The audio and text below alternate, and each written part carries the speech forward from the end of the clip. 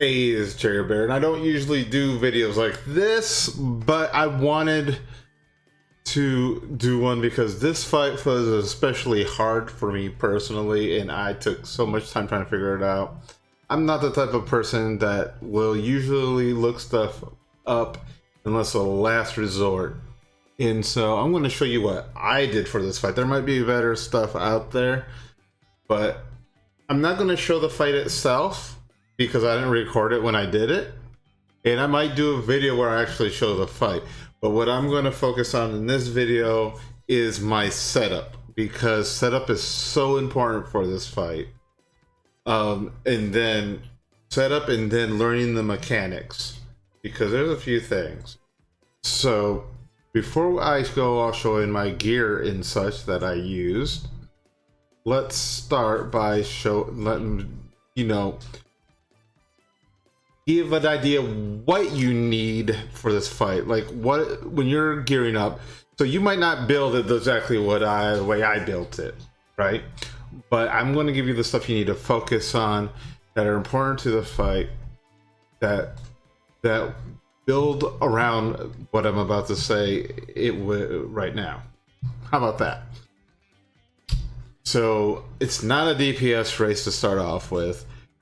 It's solely on survivability and timing your abilities. All right. Now, saying this, make sure you're not spamming your ATB abilities as soon as you get them. You save them. Make sure you have them available for when you need to use certain abilities. Now, if you're stuck full for a bit and you know you're going to be full for a bit, yeah, just use a quick ability to get it out there to help in any way in the fight.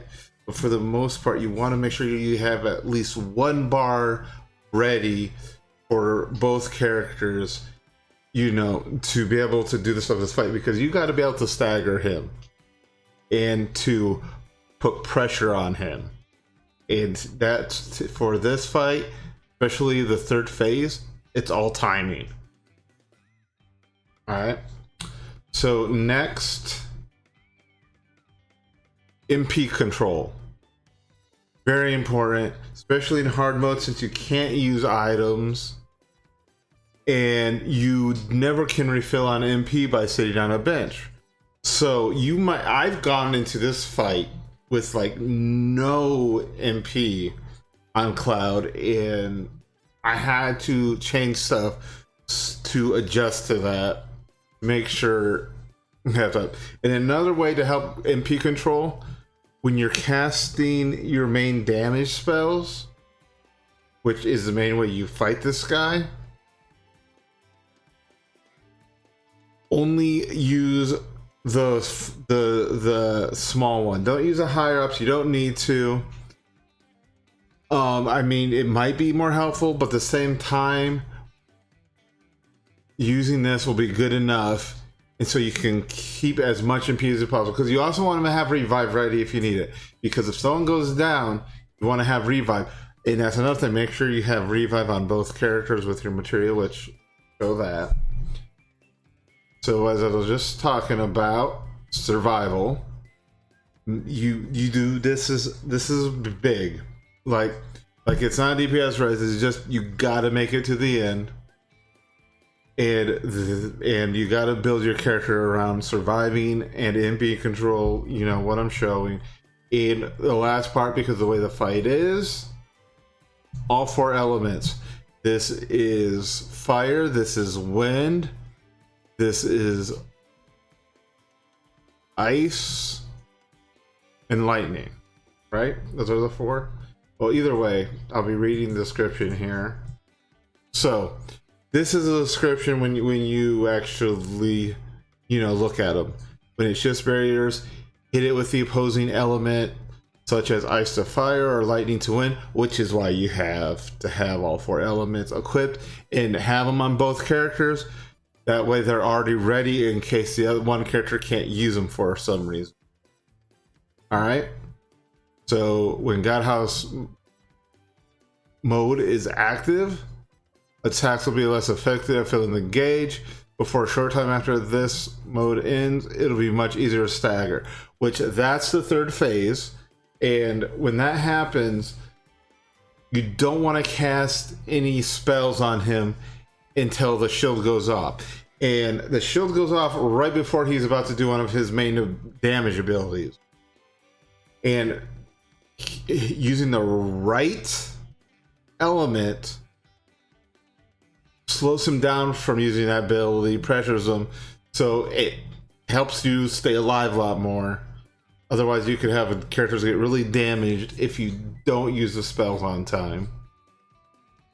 All right, so now that I've gone over the basic stuff, let's actually look at my gear.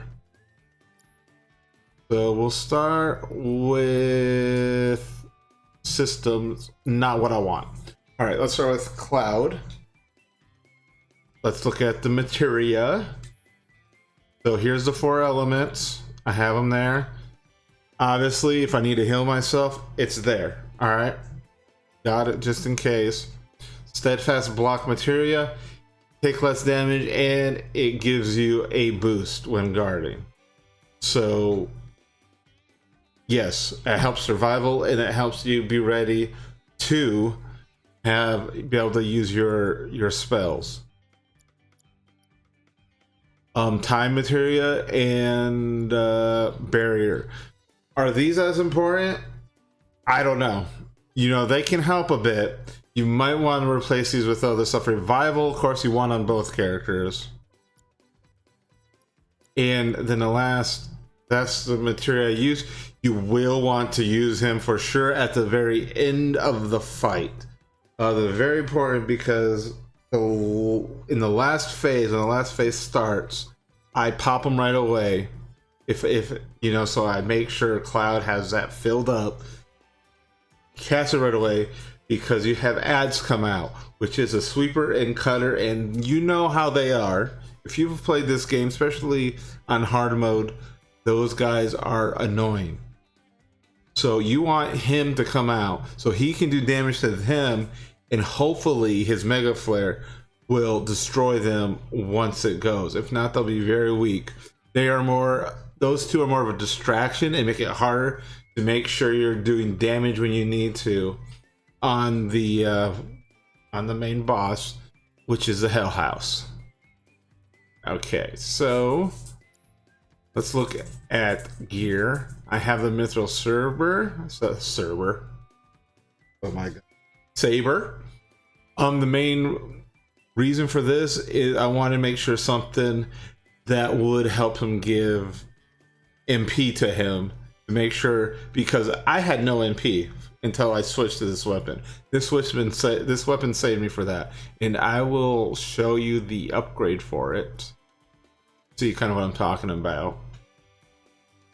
The chain bangle, which is, I only have one, so it's 50-50 each. I don't know if this boss is more magic damage or physical damage. So, and I use a champion belt. Does a little extra damage and also gives them extra health to help keep them alive. Let's see. Now we'll go to Aerith. Let's see. Yeah, I used the Mithril Rod for her. Hers, of course, you can probably switch around to different stuff. You know, you do want to focus on making sure that the elemental damage is important to help that out. And having MP and all that's very important, which with her that will be no problem. But you could probably do a different weapon for her, but that's what I use. Some Pre-Bracer, which protects, I think, more on that. I think that's more physical, right? Yeah, it's more physical. And Survival Vest, just to make her more survivable during this fight. All right, that's what I picked. You can mess with that if I want with the build. That's just what I used in one with. Material wise, same thing on top, all 4, which I used bone. This is not the time. You ruined the video. God damn it. All right. So back to it, of course, revival on both characters. I have shotgun on her so she can save MP. I do have healing on her just in case. You definitely want it. Again, steadfast block material for the same reason. And prayer, another one, very good heals and doesn't cost you MP. You just have to use two ATP blocks. So this is what I went with and won with. You could probably switch some stuff around, but I hope you see the main core elements like this are important. Making sure you can heal yourself, making sure your both characters have revive in case one of them goes down. You know, that stuff is the important thing. All right, now let's just kind of look at. You know, let's look at this real quick. So I use Ascension. Best time to use Ascension if you have it is right after you cast an ability on him. On, you know, when he goes into God mode. And after he goes into God mode, you cast an element on him. Dude, you get him into a pressure state. That's the best time to use that. Either that or use it when he is actually staggered. Either or.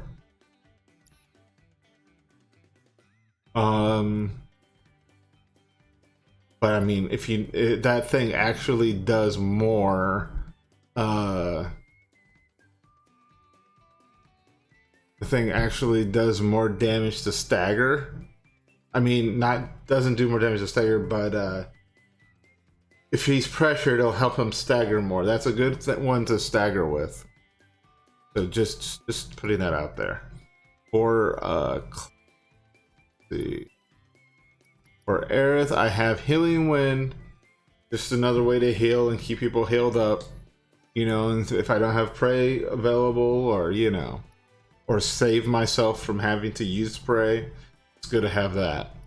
Now, where was I? Upgrade weapons. So, Cloud, I used the Saber. I focused. You know, well, there I got everything.